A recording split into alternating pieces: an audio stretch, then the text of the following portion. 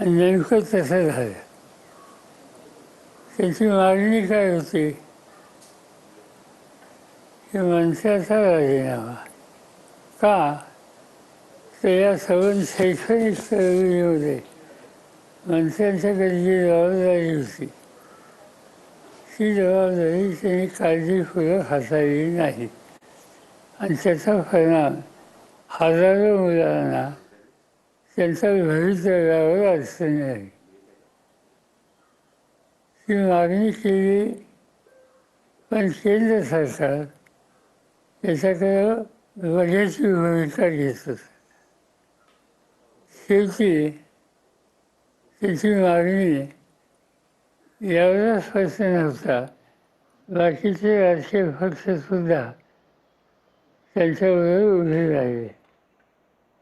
काँग्रेसच्या वतीनं त्याचे प्रतिनिधी गेले, राष्ट्रवादीच्या वतीनं सुप्रियाताई गेल्या, इतर पक्षाचे लोक गेले आणि एक सामूहिक मागणी त्या ठिकाणी करत होते. आणि हे आपल्या आवाक्याच्या बाहेर आहे हे ज्यावेळेला लक्षात आलं त्यावेळेला हा अटक करण्याचा निर्णय घेतला आणि त्याप्रमाणे आज पहाटे त्यांची अटक सत्र त्यांनी केली.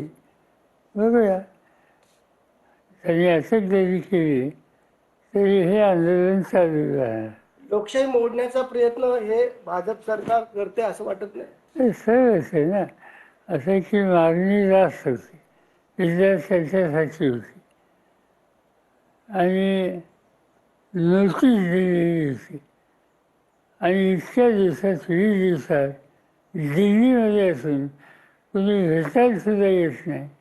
एवढा उद्दामपणा, याचा अर्थ केंद्र सरकार अत्यंत बेजबाबदारपणानं इथं वागतं हे स्पष्ट झालेलं असतं. आणि हे इथे थांबणार नाही. उद्या 14 तारखेला उद्या पार्लमेंट सुरू होईल, या विषयाने पार्लमेंट सुरू होईल. 30 जूनला राज्य सरकार शेतकरी कर्जमाफी करणार होते, परंतु अजून काहीतरी क्लुप्त्या आखते. अजूनही शेतकऱ्यांची कर्जमाफी होत नाही. आता 30 जुलैची त्यांनी तारीख घेतलेली. ठीक आहे, तारीखेची आम्ही वाद होणार आहोत.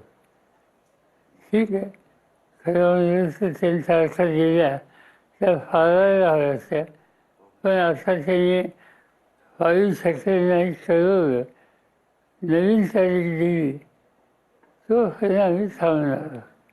कारण आम्हाला आज का उद्या हा महत्त्वाचा प्रश्न नाही. शेतकऱ्याला कर्जमुक्त करणं हे आम्हाला जास्त महत्त्वाचं आहे. ते जर केलं तर आमची तक्रार नाही, नाही केलं तर आंदोलन सुरू होईल. राज्यातील काही नेते ज्यांचा दोन्ही राष्ट्रवादीची काही संबंध नाही, परंतु वक्तव्य करतात की राष्ट्रवादीमध्ये फूट आहे, दोघांमध्ये संभ्रम आहे. हा विषय काही इतर कळलं नाही.